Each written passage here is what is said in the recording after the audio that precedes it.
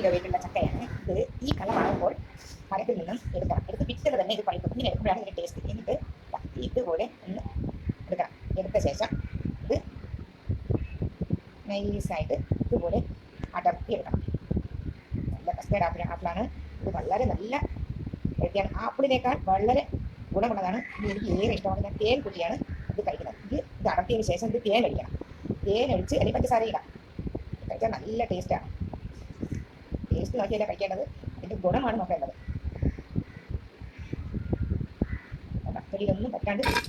ഒരു പരിചരണവുമില്ലാതെ പെട്ടെന്ന് വളർന്ന് കിട്ടുന്നതാണിത്. ആപ്പിളിനേക്കാൾ നല്ലൊരു ഹെൽത്തി ആയിട്ടുള്ള കസ്റ്റേർഡ് ആപ്പിൾ എന്നാണ് ഇതിന് പറയുന്നത്. ഐപ്പിൾസിൽ ചേരുന്നത് മെയിനായിട്ട് ഇതാണ്.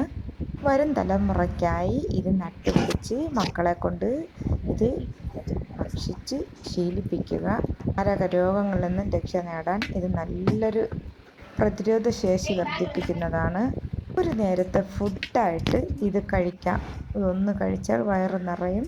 ഇത് തേനൊഴിച്ച് കഴിക്കുന്നത് കൊണ്ട് വളരെ നല്ല ഇമ്മ്യൂണിറ്റി പ്രതിരോധ ശേഷി കൂടുന്നതാണ്. നല്ലൊരു ഫുഡാണ്.